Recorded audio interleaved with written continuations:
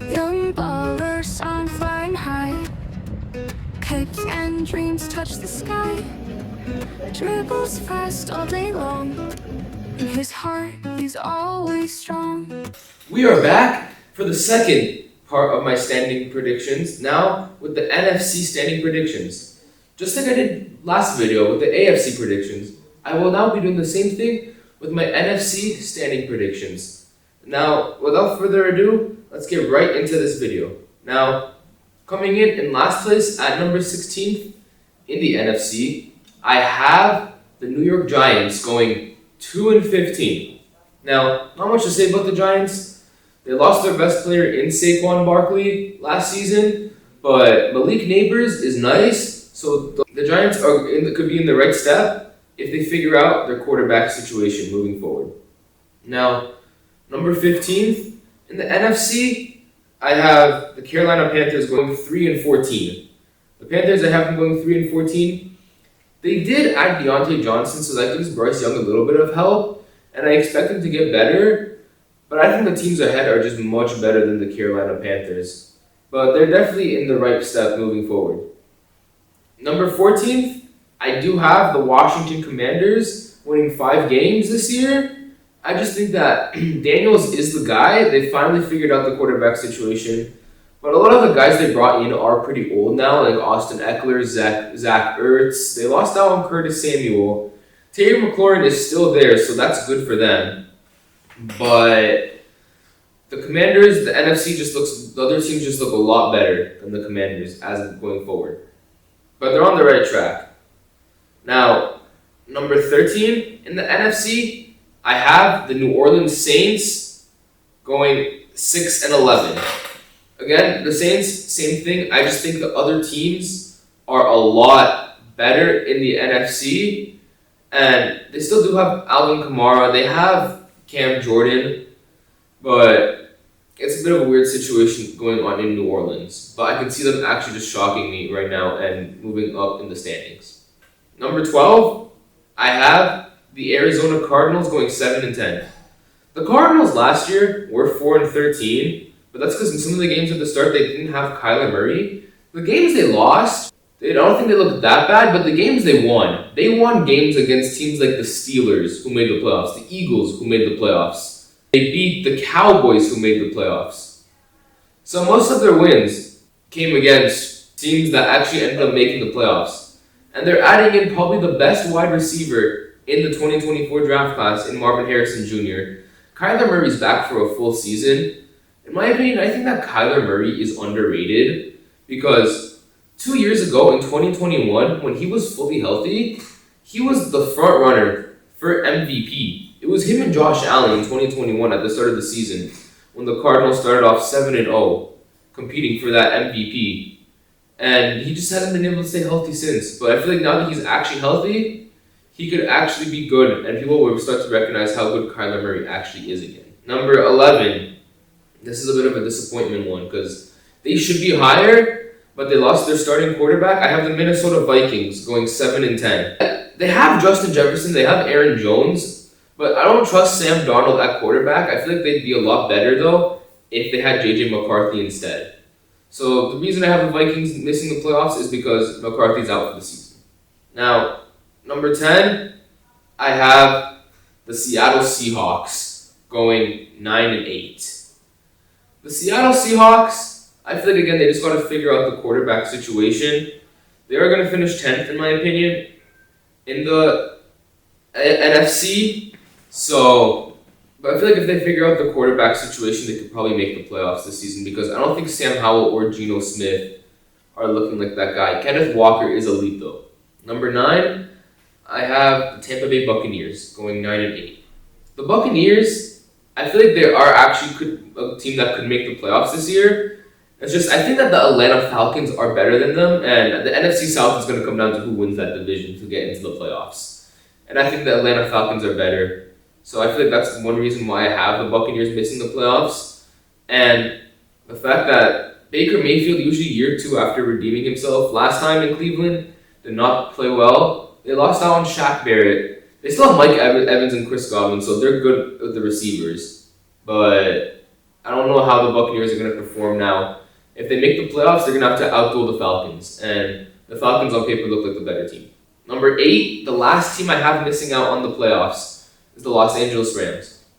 The Rams, Matthew Stafford is underrated. Kyron Williams, good running back, steal of the draft. Puka Nacua, steal of the draft. Cooper Kupp, I feel like he still has a bit of it in him.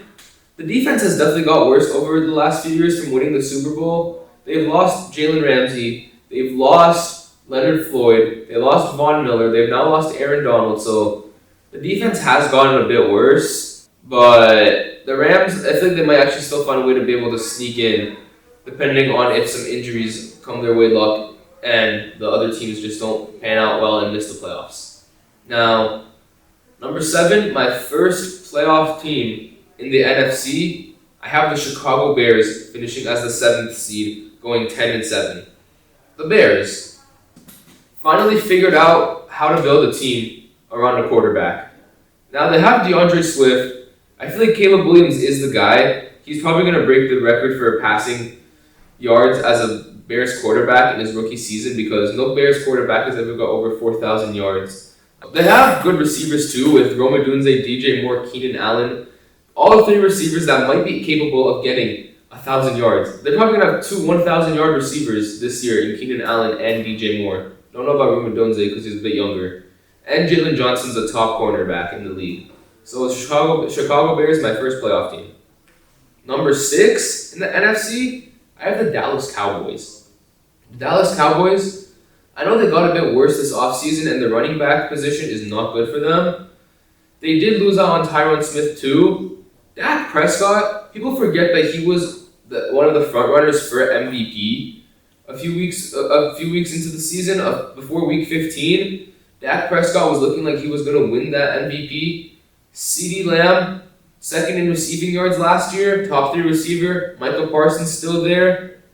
So I think that the Cowboys will still be fine in the regular season, but then they might end up collapsing in the playoffs.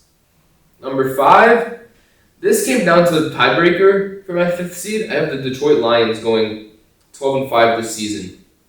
The Detroit Lions, still a good team from last year. I still think they can make a deep run, but I just think because of the tiebreaker, they end up finishing 5th. Otherwise, they'd be probably a divisional winner.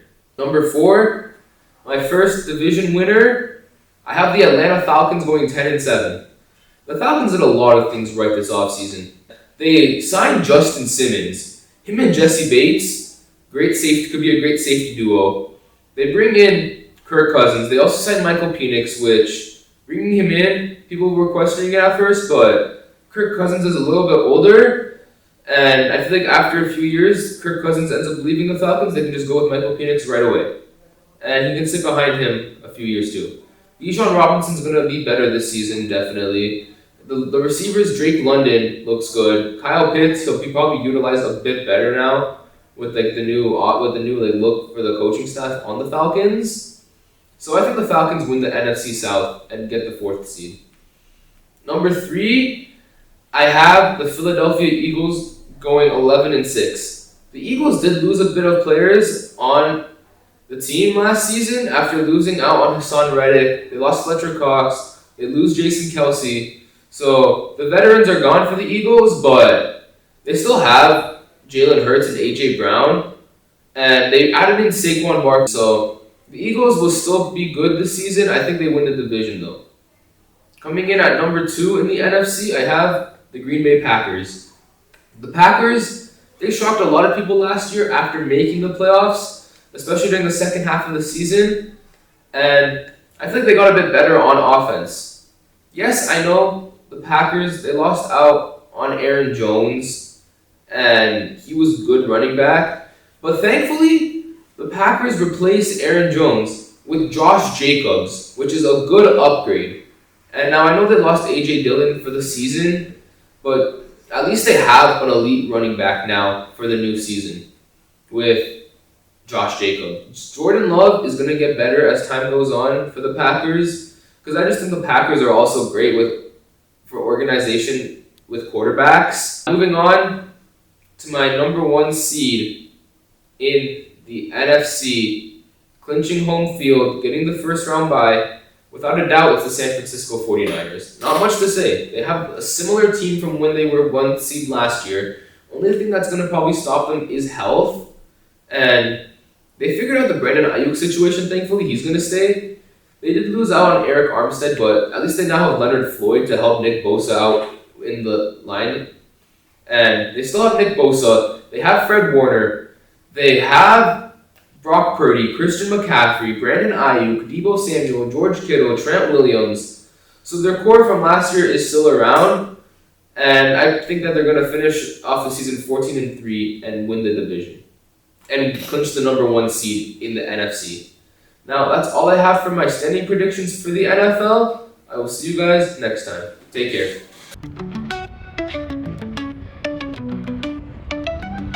He's a young hero on a mission,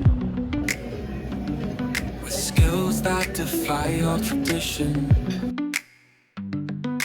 Caught in the middle of a dangerous game, his teammates